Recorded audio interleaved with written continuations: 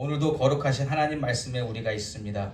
아버지 하나님께서 주실 말씀을 기대하며 아버지 그 말씀을 받을 만한 마음밭이 준비되어질 수 있도록 우리를 다스려 주시옵소서. 세상의 것들이 아버지 하나도 끼어들지 못하도록 지켜주시고 보호하여 주시며 온전히 하나님을 바라는 마음이 가득 채워져서 아버지 하나님께서 내려주시고자 하는 예비하신 그 모든 은혜 받아 누릴 수 있는 우리 모두가 되게 하여 주시옵소서. 모든 것을 하나님께 맡겨드리오며 예수님의 이름으로 기도합니다. 아멘. 자, 오늘 말씀은요, 사무엘하에서 잠깐 벗어나서 열왕기 하 말씀을 보도록 합니다. 열왕기 하 12장 1절에서 16절까지의 말씀. 열왕기 하 12장 1절에서 16절까지의 말씀. 여러분들이 앞으로 읽으시게 될 말씀인데요. 우리가 오늘 함께 살펴보도록 하겠습니다. 열왕기 하 12장 1절에서 16절까지의 말씀 함께 교독하도록 하겠습니다. 예후의 제7년에 요아스가 왕이 되어 예루살렘에서 40년간 통치하니라. 그의 어머니의 이름은 시비아라 부엘세바 사람이더라. 요아스는 제사장 여호와다가 그를 교훈하는 모든 날 동안에는 여호와 보시기에 정직히 행하였으되 다만 산당들을 제거하지 아니하였으므로 백성이 여전히 산당에서 제사하며 분향하였더라. 요아스가 제사장들에게 이르되 여호와의 성전에 거룩하게 하여 드리는 모든 은 곧 사람이 통용하는 은이나 각 사람의 몸값으로 드리는 은이나 자원하여 여호와의 성전에 드리는 모든 은을 제사장들이 각각 아는 자에게서 받아들여 성전의 어느 곳이든지 파손된 것을 보거든 그것으로 수리하라 하였으나 요아스 왕 제23년에 이르도록 제사장들이 성전에 파손한 데를 수리하지 아니하였는지라. 요아스 왕이 대제사장 여호와다와 제사장들을 불러 이르되 너희가 어찌하여 성전에 파손한 데를 수리하지 아니하였느냐. 이제부터는 너희가 아는 사람에게서 은을 받지 말고 그들의 성전에 파손한 데를 위하여 드리게 하라. 제사장들이 다시는 백성에게 은을 받지도 아니하고 성전 파손한 것을 수리하지도 아니하기로 동의하니라. 제사장 여호야다가 한 궤를 가져다가 그것의 뚜껑에 구멍을 뚫어 여호와의 전문 어기 오른쪽 곧 제단 옆에 두되 여호와의 성전에 가져오는 모든 은을 다 문을 지키는 제사장들이 그 궤에 넣더라. 이에 그 궤 가운데 은이 많은 것을 보면 왕의 서기와 대제사장이 올라와서 여호와의 성전에 있는 대로 그 은을 계산하여 봉하고 그 달아본 은을 일하는 자 곧 여호와의 성전을 맡은 자의 손에 넘기면 그들은 또 여호와의 성전을 수리하는 목수와 건축하는 자들에게 주고 또 미장이와 석수에게 주고 또 여호와의 성전 파손한 데를 수리할 제목과 다듬은 돌을 사게 하며 그 성전을 수리할 모든 물건을 위하여 쓰게 하였으되 여호와의 성전에 드린 그 은으로 그 성전의 은 대접이나 불집게나 주발이나 나팔이나 아무 금그릇이나 은그릇도 만들지 아니하고 그 은을 일하는 자에게 주어 그것으로 여호와의 성전을 수리하게 하였으며 또 그 은을 받아 일꾼에게 주는 사람들과 회개하지 아니하였으니 이는 그들이 성실히 일을 하였음이라. 속건제의 은과 속죄제의 은은 여호와의 성전에 드리지 아니하고 제사장에게 돌렸더라. 아멘. 아멘. 저는 오늘 하나님만 바라보겠습니다 라는 제목으로 말씀을 나누기 원합니다. 요즘 생명의 삶으로 큐티하는 부분이 열왕기 하 부분입니다. 우리가 매일 읽어가는 성경과도 이렇게 비슷하게 맞춰지고 있는데요. 자, 이스라엘의 왕들이 통치했었던 내용들이 열거된 책이 열왕기 책입니다. 열왕기상, 열왕기하. 그런데요, 아까도 잠깐 말씀드렸지만 읽는 내용들 가운데에서 그 왕들의 행동으로 말미암아 은혜를 받는 부분은 별로 없습니다. 그렇기보다는 마음이 답답해지고 기도가 절로 나오고 다시금 하나님의 나라를 생각해 보게 되는 내용들이 훨씬 많이 담겨 있다라는 거예요. 오늘 본문에 해당되어지는 이 열왕기상 12장 말씀은 제가 몇 주 전에 큐티 했었던 내용입니다. 근데 그때 큐티를 하면서 1주년 때 이 말씀을 전해야 되겠다라는 생각이 들었어요. 저는 오늘 창립 1주년을 맞이한 날과 더불어 열왕기하 12장 말씀으로 우리 트루스 교회가 어떠한 방향성을 가지고 가야 하는지, 하나님께서 진정 원하시는 교회가 어떠한 모습인지를 살펴보고자 합니다. 같이 함께 따라와 주시면 좋겠습니다. 자, 오늘 본문은요, 이 남유다, 저기 이스라엘이 북이스라엘과 남유다로 이렇게 분열이 됐죠. 그런데 이 남유다 쪽에 8번째 왕 요아스 왕의 업적에 관한 내용이 담겨져 있습니다. 1절 말씀 제가 다시 한번 읽어볼게요. 예후의 제7년에 요아스가 왕이 되어 예루살렘에서 40년간 통치하니라. 그의 어머니의 이름은 시비아라 브엘세바 사람이더라. 아멘. 자, 처음에 나온 예후는요, 북이스라엘 왕입니다. 현재 그 예후가 왕이 되어서 7년이 지난 시점에 밑에 남유다에서는 요아스가 왕 위에 올랐다, 이렇게 설명하고 있는 거예요. 자, 왕의 백그라운드와 그 왕이 되던 시절에, 요아스가 왕이 되던 시절의 시간적 배경을 알려주고 있어요. 자, 이거를 시간표로 따져보면 이 북이스라엘이, 통일 이스라엘이 북과 남과 북으로 분열된 지 95년이 지난 시점이 이 요아스가 왕이 된 시점입니다. 우리가 어제까지 읽었었던 열왕기 상 내용이 이 왕들의 지금 막 그 업적들을 이야기하고 있는데, 지금 북쪽 이스라엘이 누구와 왕이에요? 그 유명한 아합 왕. 아합 왕은요, 성경에서 가장 악한 왕으로 설명하고 있습니다. 하나님의 뜻을 전혀 따르지 아니하였고 자기 마음대로 모든 것을 행했던 그런 왕, 악한 왕이 아합 왕입니다. 예. 자, 그렇게 아합 왕이 북쪽을 통치하고 있고, 남쪽은 여호사밧의 왕이 지금 그 지나가는 그 시점이 열왕기상의 지금 그 마지막 부분이에요. 자, 그때까지가 이스라엘 분열 이후 90년까지예요. 예. 근데 오늘 요아스가 95년에 왕이 됐는데, 자, 이 모든 그 90에서 95년간의 그 시간들 읽어보셔서 아시겠지만 영적으로 계속 타락하고 있었다라는 거예요. 이스라엘은 단 한 번도 영적으로 올라간 적이 없습니다. 계속 타락하고 바닥을 치고 있었어요. 그리고 이 아합 왕 시절에 아주 그냥 극에 달했습니다. 그 악이. 예. 하나님 보시기에 가장 악한 일들, 우상숭배가 최고 정점을 찍었고요. 정말 이 이스라엘이 하나님의 나라인가라고 질문하게 되는 그러한 모습을 이스라엘이 가지고 있었다라는 거죠. 남쪽이나 북쪽이나 별 상관없이 다 그랬어요. 한마디로 요아스 왕이 등장하기 전까지 이스라엘의 상황은 북쪽이나 남쪽이나 영적으로 문제가 득실득실했다는 겁니다. 아무도 그 영적인 문제를 해결하려고 하지 않았어요. 자, 그러다가 아주 조금 반가운 소식을 들려주는 사람이 바로 요아스 왕입니다. 2절 말씀을 제가 읽어볼게요. 요아스는 제사장 여호야다가 그를 교훈하는 모든 날 동안에는 여호와 보시기에 정직히 행하였으되, 아멘. 이 여호와 보시기에 정직히 행하였다, 이 부분이 얼마나 큰 위로가 되는지 모르겠습니다. 정말 무덥고 푹푹 찌는 사막 가운데에서 이 한 줄기 시냇물, 쫄쫄 흐르는 시냇물을 발견한 느낌이에요. 왜? 너무 이 이스라엘이 바닥을 치는 모습만 보여주다가 거의 처음으로 여호와 보시기에 정직히 행하였더라가 이게 딱 들린 거예요. 이게 얼마나 마음속에 기쁨으로 찾아왔는지 모르겠습니다. 그나마 근데 정직히 행한 거예요. 행하였으되라고 2절 말씀이 끝나는 걸 볼 수 있습니다. 어쨌든 너무너무 감사한 일인 거는 확실합니다. 물론 요아스 왕이 온전하지 않았어요. 100% 거룩한 삶을 살지는 않았습니다. 성경이 그렇게 증거해요.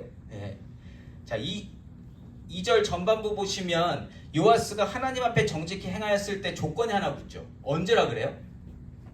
제사장 여호야다가 그를 교훈하는 동안에는 정직히 행했다. 그러니까 이 말씀으로 이끌어지는 그 시간에는 말씀대로 살려고 애를 썼던 왕이다라고 이야기하는 겁니다. 자, 요아스가 왕으로 등극했을 때 요아스가 몇 살이었는지 아세요? 7살입니다. 7살이면 지금 저 안에 있는 아이들 중에 한 명이 7살이거든요. 저 안에 있는 애 중에 하나가 왕이 된 거예요. 자, 그럼 왕 위를 잘 계승할 수 있을까 없을까요? 없어요. 그래서 누군가가 도와줬어야 되는데 그 도움을 준 사람이 바로 제사장 여호야다입니다. 예. 여호야다가 다른 방법으로 인도하지 않았어요. 하나님 말씀으로 인도했습니다. 하나님 말씀을 가르쳐줬고요. 하나님 말씀으로 하나님의 백성들을 어떻게 다스려야 하는지를 가르쳐줬고, 말씀을 가르쳐주고 말씀과 함께하게 만듦으로 말미암아 요아스 왕은 하나님과 조금 더 가까이 가게 됐습니다. 하나님께 관심을 두게 됐다라는 거예요. 여러분, 그래서 아이들에게 하나님 말씀을 가르쳐주는 게 얼마나 중요한지 모릅니다. 지금 저쪽에서 예배드리는 6명의 아이들은 진짜 복을 받은 거예요. 지금부터 하나님 말씀을 듣고 있잖아요. 이 아이들이 어떻게 될지 모르겠다라는 거예요. 하나님이 분명히 선택하셨기 때문에 저 자리에 있는 줄 믿습니다. 요아스 왕도 하나님이 선택하셨기 때문에 7살의 왕이 될 수 있었고요. 여호야다의 인도함을 받아서 하나님 말씀을 들을 수 있었다. 예. 자, 그렇게 했지만서도 요아스 왕이 여전히 해결하지 못한 문제가 있었어요. 3절 말씀입니다. 다만 산당들을 제거하지 아니하였으므로 백성이 여전히 산당에서 제사하며 분향하였더라. 아멘. 자, 이 산당이 왜 문제거리가 되는가? 산당은요, 가나안 지역에 예전부터 존재하고 있었던 우상을 섬기는 장소입니다. 그러니까 아무나 이렇게 산속에 뭐 이렇게 세워놓고 제단 지어놓고 거기서 이렇게, 그러니까 우리가 뭐 예전에 산신령한 때는 비나이다는 똑같은 거예요. 그러한 곳을 산당이라고 합니다.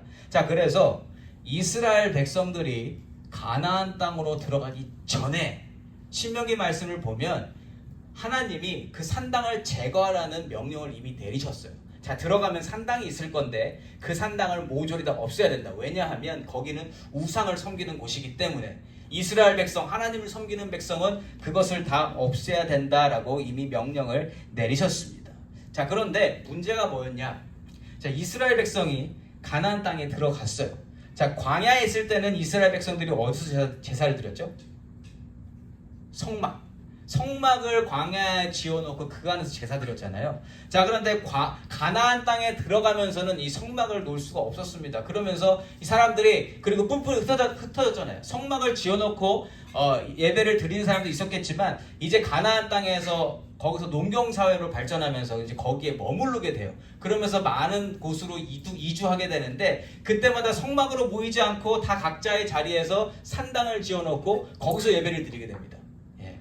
자, 이걸 뭐라고 할 수 있냐 없냐, 이게 문제가 아니에요. 산당을 지었고 거기서 하나님을 예배하게 됐지만 결국 그 모습이 어떻게 변질되냐면 가나안의 우상 숭배를 닮아서 결국 그곳에서 우상 숭배하는 꼴로 변하게 됐다. 그 산당은 하나님이 애초부터 없애라고 말씀을 하셨던 것입니다. 자, 그러면 이게 문제가 해결되지 않는 걸 어디서 볼 수 있냐면, 여러분, 솔로몬이 성전을 건축했죠.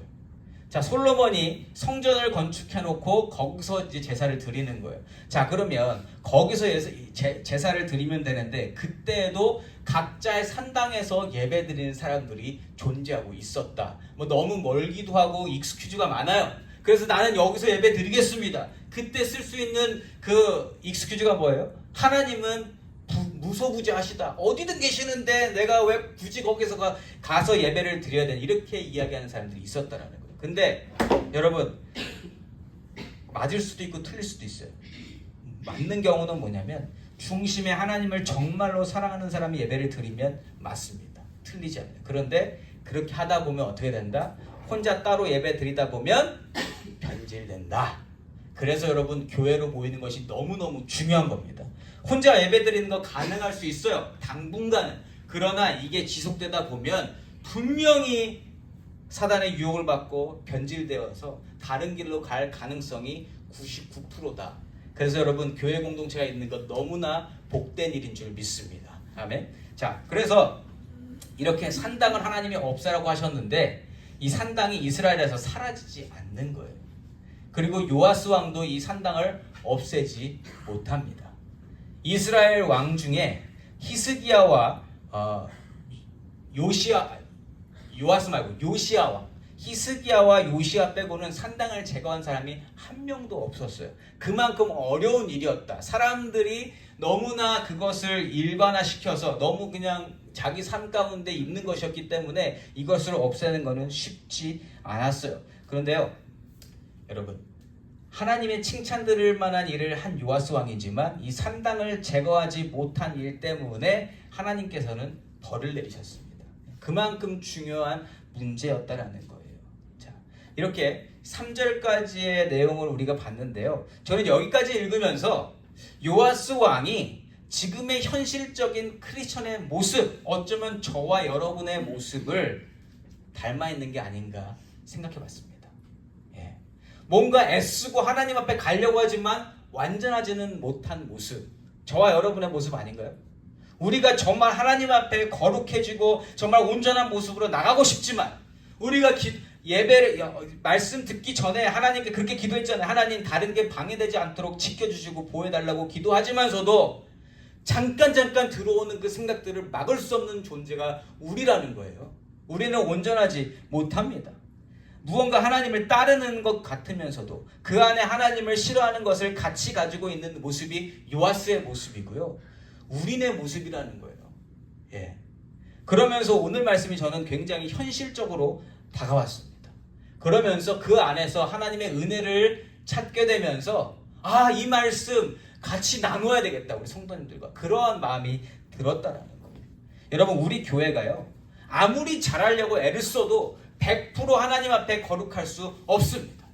그리고 모두가 하나님 앞에 바로 서지는 못할 거예요. 이게 현실이고 사실입니다. 이게 팩트예요. 그러함에도 불구하고 우리는 끊임없이 그 거룩함을 위하여 애를 써야 하는 존재들이고 하나님 주신 교회의 사명을 위해서 최선을 다해야 하는 줄 믿습니다. 그것을 하려고 우리가 이곳에 모여 있다라는 거죠. 완벽하지는 않지만 하나님의 사람으로서 하나님 주신 그 사명을 소신껏 감당해 나아가야 하는 것이 우리라는 거예요. 그런 모습을 요아스가 오늘 보여주고 있다라는 거예요. 자, 이 요아스 왕의 업적 중에 하나가 무엇인지를 살펴보겠습니다. 4절과 5절 말씀입니다.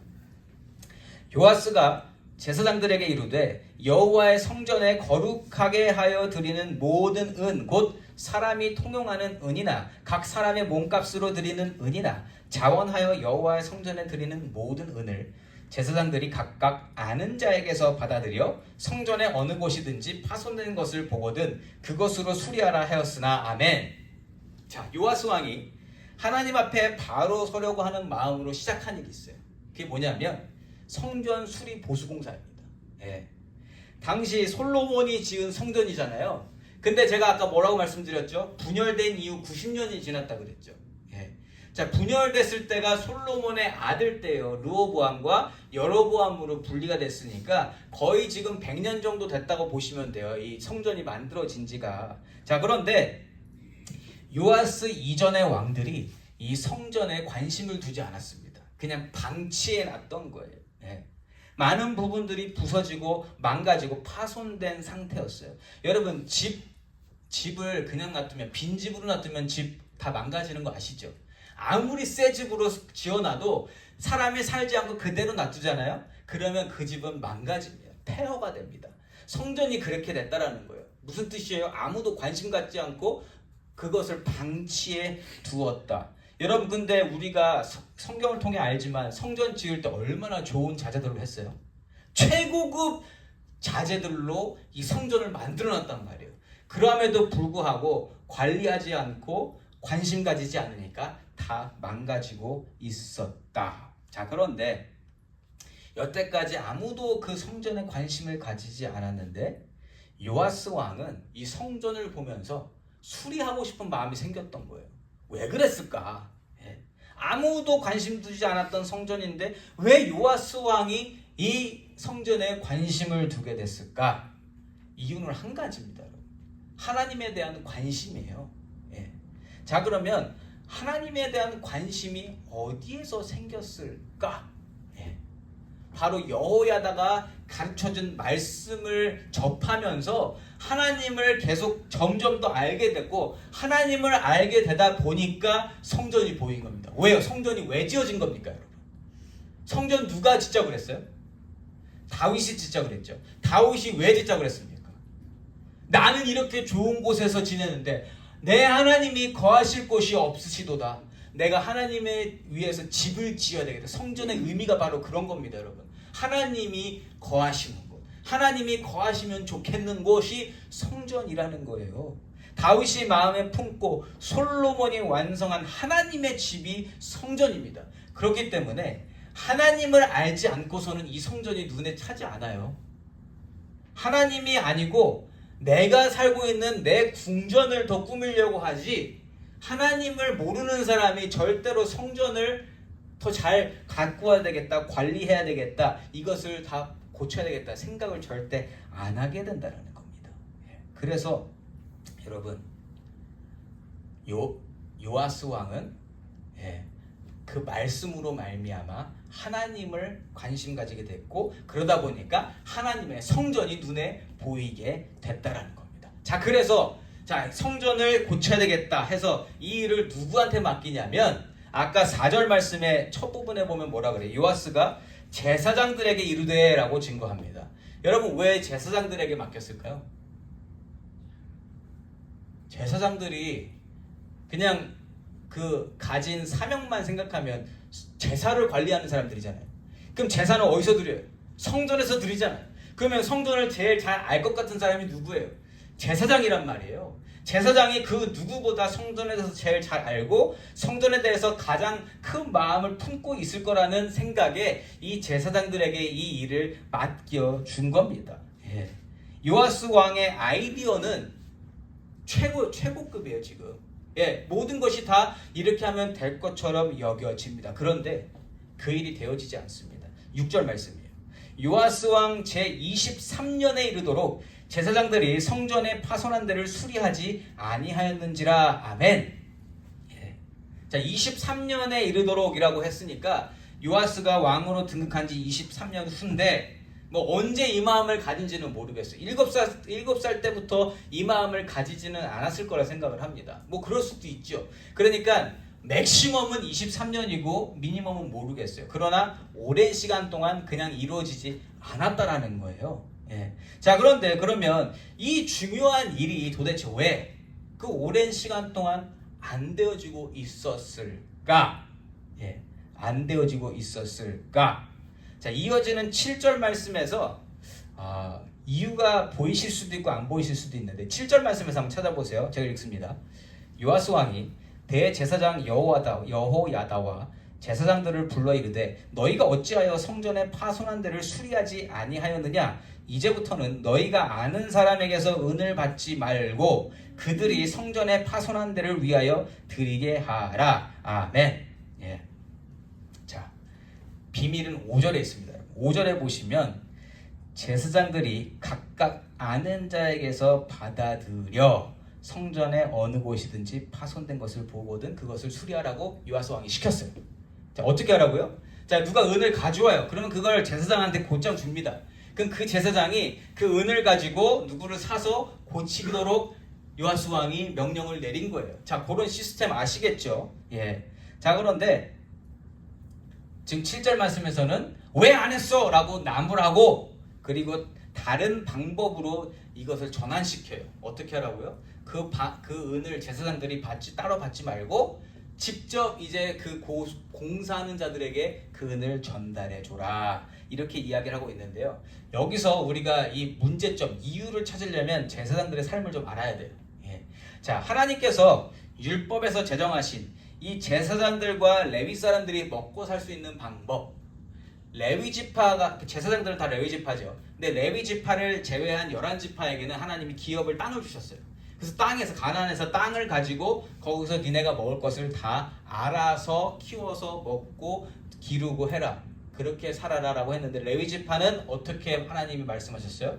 기업은 주시 않으시고 제사를 관리하되, 제사를 지내는 그 모든 과정 가운데 백성들이 예물을 가져오잖아요. 그 예물에서 일부를 취하는 것으로 너희는 먹고 사는 것을 해결해라, 이렇게 말씀을 하셨어요. 자, 이게 시스템이 어떻게 돌아가는지 아시겠죠? 자, 그런데 여러분, 지금 90년에 이스라엘이 분열된 지 90년이 지나면서 사람들이 성전에 관심을 안 가지게 됐죠. 그 얘기는 뭐예요? 성전에 관심을 가지지 않는다라는 것은 제사에 관심을 가지지 않는다라는 거고, 하나님께 관심을 안 둔다라는 얘기예요. 그러니까 이게 하나님이 멀어지니까 제사를 안 드리게 돼요. 자, 그러면 제사를 안 드리면 레위 지파들 그리고 제사장들은 어떻게 돼요? 먹고 살기가 힘들어집니다.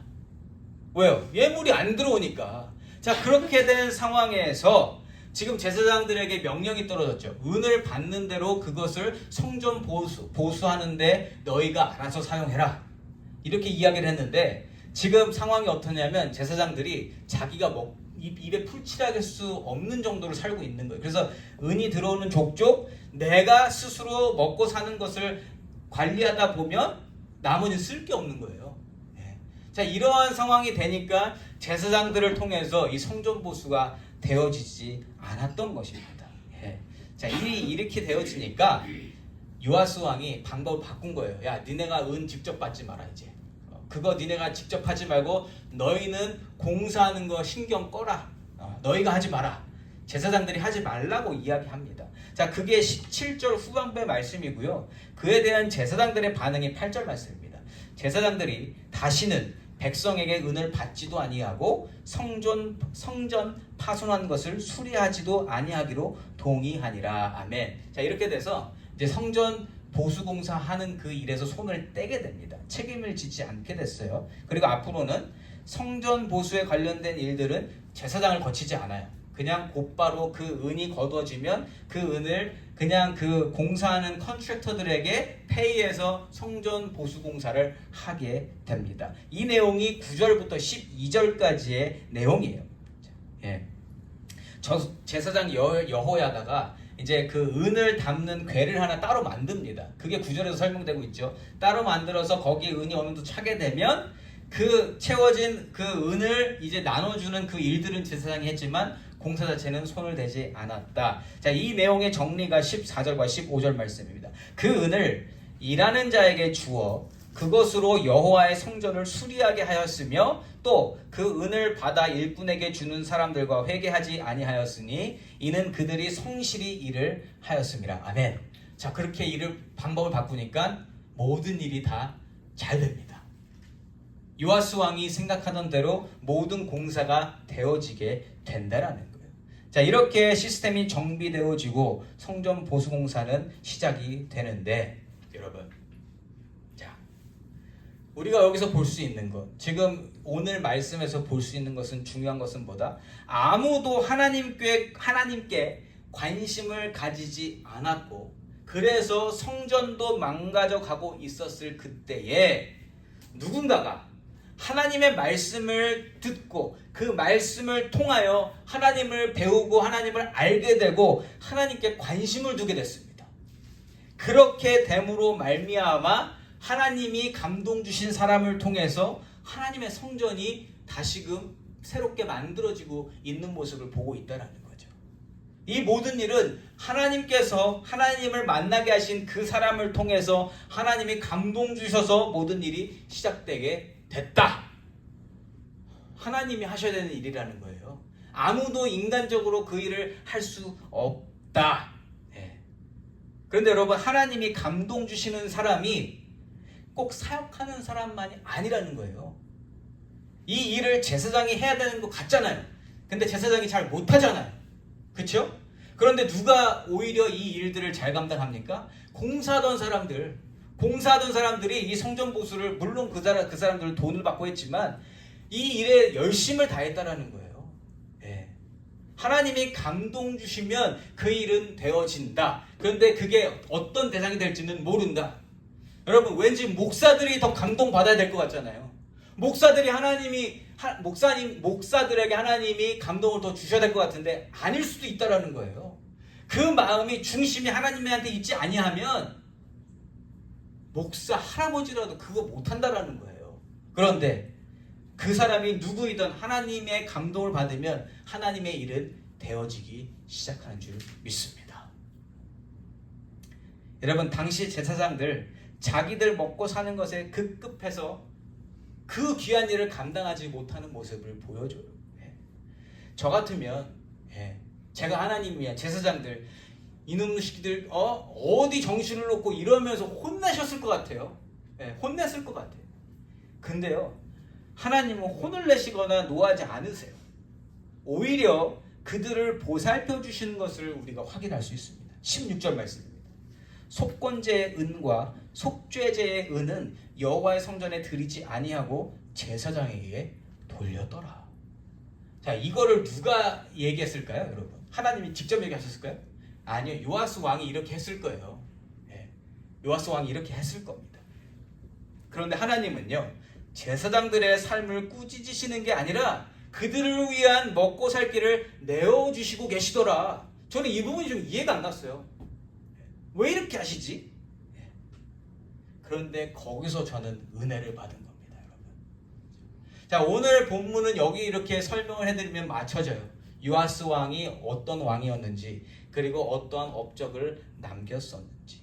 자, 저는 오늘 말씀을 통해 받은 두 가지 은혜를 나누고 설교를 마치도록 하겠습니다. 첫 번째 은혜는요, 하나님은 하나님께 관심을 가지고 하나님께 마음을 두는 자가 감당하는 일을 친히 받으신다라는 거예요. 두 번째 은혜는요, 하나님은 하나님의 사람을 책임져 주신다라는 겁니다. 여러분, 수많은 왕들이 지나가면서 아무도 관심을 두지 않았던 성전이었지만 마침내 말씀을 통하여 하나님을 만났고 하나님을 마음에 심었고 두었고 하나님께서 주신 감동으로 그 일을 감당한 요아스 왕, 하나님이 그 일을 왜 어떻게 기쁘게 받으신 줄 아는가? 아까 3절에서 분명히 증거했어요. 하나님이 보시기에 정직한 일을 행했다. 그 일 중에 하나가 이 일이라고 저는 생각합니다. 특별히 다른 일들을 하나님이 거론하지 아니하시고 이 일을 거론하신 이유는 그만큼 굉장히 큰 일이었기 때문에, 성전이 보수되는 것은 굉장히 큰 의미를 가지고 있습니다. 하나님의 집을 고치는 거니까. 하나님의 마음을 가지지 않으면 절대로 할 수 없는 일이라는 거예요. 나랑 상관없잖아요, 솔직히. 그렇지 않습니까? 여러분, 딱 한마디였어요. 3절에서 열왕기상에서 찾아보기 힘든 말씀, 여호와 보시기에 정직히 행했다라는 그 귀한 한마디가 저에게는 큰 은혜였다라는 거예요. 아무도 그렇게 하지 않았을 때, 세상이 아무리 하나님을 몰라도요, 하나님 말씀을 가까이 하고 하나님을 아는 자는 하나님의 일을 그냥 상관없이 감당하게 되어 있어요. 하나님은 그걸 원하시는 겁니다. 하나님이 그러한 모습을 우리 교회에게 원하시는 줄 믿습니다. 우리가 하나님께 관심을 가지고 하나님의 일을 감당하며 하나님과 함께 가는 그 모습, 우리 교회가 감당해야 될 모습이라는 거예요, 여러분. 물론 여러분, 그 일은요, 우리 능력으로 하는 게 아니에요. 요아스 왕도 오늘 부족한 모습을 보입니다. 오늘 16절 이하의 17절부터 어떤 내용인지 아세요? 요아스 왕이 그건 잘했지만 이제 다른 아람 왕이 와서 공격을 하니까 그 아람 왕에게 다 내줍니다. 뭐 어떻게 할 줄 몰라서 싸우는 것도 하나님 기도하는 것도 없어요. 그냥 다 내어줘요. 그것 때문에 반역이 일어나서 암살당해서 죽는 사람이 요아스예요. 그건 뭘 시사해요?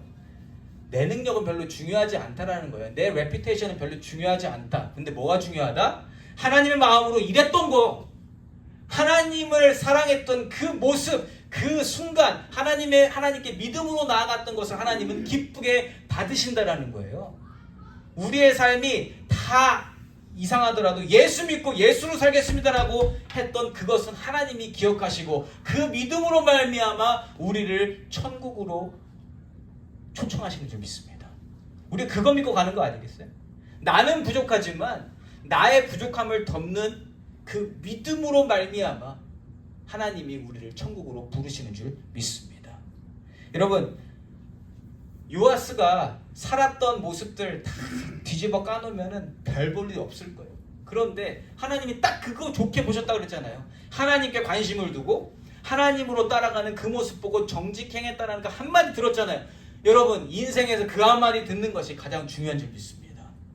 저와 여러분도 삶을 마감하실 때에 예수를 믿고 예수로 살았으며 그 믿음으로 말미암아 하나님 앞에 정직히 행한 것들이 있었다고, 믿음으로 살았다고 하나님께 인정받으며 하나님 나라에서 영원히 살게 되시기를 예수 이름으로 축원합니다. 이 마음만 있으면 우리는 실패하지 않아요. 나는 실패할 수 있어요. 그러나 그 믿음은 절대로 실패하지 않습니다. 두 번째 은혜를 나눌게요.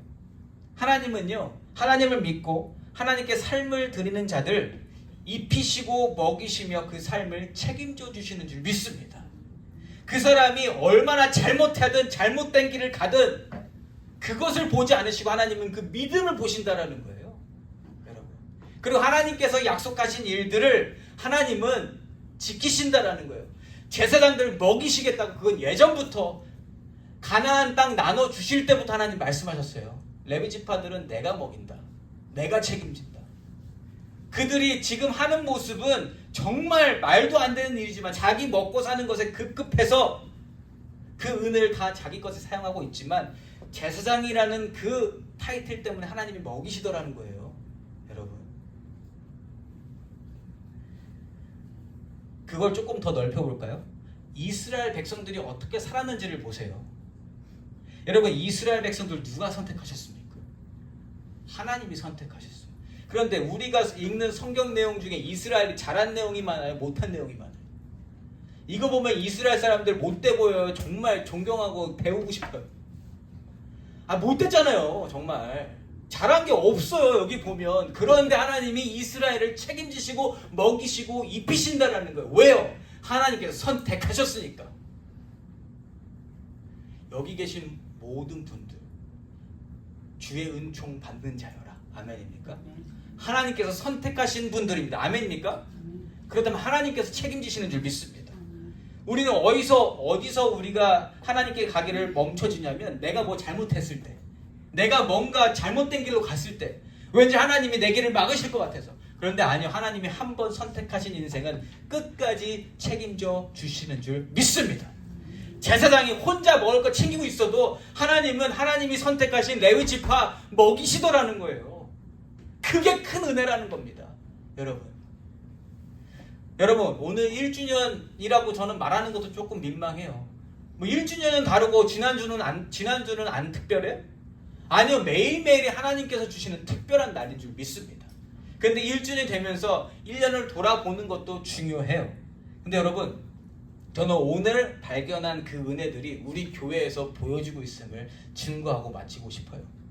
지난 1년 동안 하나님께서 우리 교회를 먹이시고 입히시고 책임져 주신 줄 믿습니다. 여러분, 그것을 저는 똑똑히 봤어요. 우리 교회나 저 개인적으로나 저 가정이 여러분 물질적으로 고민하거나 특별히 기도드린 적이 없어요. 저는 개척을 앞두고 나서 저는 일을 알아보고 있었어요. 도저히 어떻게 살 방법을 모르겠어. 일을 해야 되겠구나, 그 생각하고 있었습니다. 그랬는데 하나님이 일을 못하게 하시고 지금까지 먹이시더라는 거예요. 근데 그 이유가 뭔지 아세요?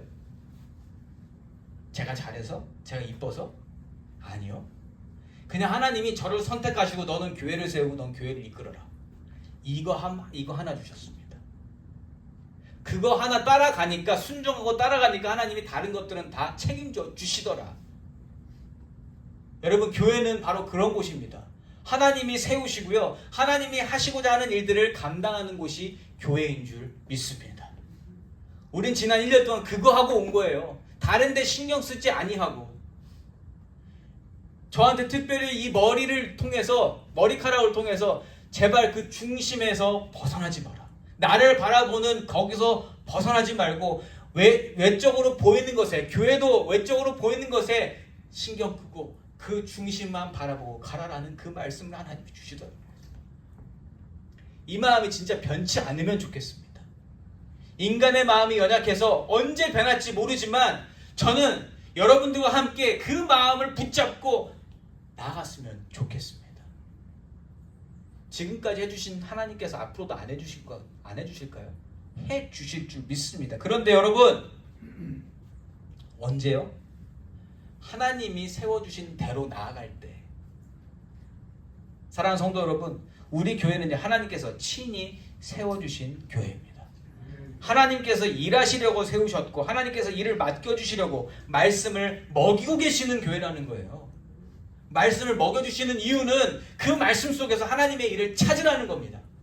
요아스 왕이 7살 때부터 말씀 교육을 받으면서 자라나니까 성전이 눈에 보였던 것처럼 우리가 지금 말씀을 먹고 있는 이유는 이 말씀 속에서 하나님의 일을 찾으라는 하나님의 명령이 있는 거예요. 하나님께서 주신 사명이 있다는 겁니다. 그 말씀을 먹는 자들에게 하나님은 하나님을 가르쳐 주시는 것뿐만 아니라 하나님을 생각게 하시고 또 마음에 감동을 주셔서 하나님의 일을 감당케 하신다는 거예요. 이게 교회적으로도 그러한 일이 만들어질 수 있고요. 우리 개인적으로도 그러한 일들이 매일의 삶 속에서 이루어질 수 있다는 거예요. 이러한 일을 해나가는 가운데 나의 능력이나 우리의 능력이나 우리가 먹고 살고 교회가 잘 유지되는 일이나 세상이 우리를 바라보는 시선에서 자유하는 교회가 되기를 예수의 이름으로 축원합니다. 하나님 주시는 것만 가지고 가면, 하나님만 바라보고 가면 우리는 걱정할 게 없을 거라는 거예요. 하나님만 바라보면 되는 줄 믿습니다. 그게 교회의 사명이고 교회의 정체성이고 교회의 참 모습이라는 것입니다. 요아스, 여러분, 완벽하지 못한 존재였죠. 우리들도 마찬가지입니다. 그러나 요아스처럼 하나님이 말씀으로 감동 주시면 그 일을 그냥 시작하면 됩니다. 시작했을 때 일이 막히면 또 다른 방법을 찾아서 하나님의 방법대로 하면 하나님이 그 안에서 역사하시는 줄 믿습니다. 겁낼 거 없습니다. 우리의 능력으로는 안 되지만 하나님께서 하시면 모든 일이 되어지는 줄 믿습니다. 그러한 교회의 사명을 마음에 품고 부족한 나에게 집중하는 것이 아니라 부족한 나와 우리를 사용하시는 완전하신 하나님께 집중하며 하나님 주시는 사명을 온전히 이루어 나가는 귀하고 복된 트루스 교회가 되어지기를 예수 이름으로 축원합니다. 아멘.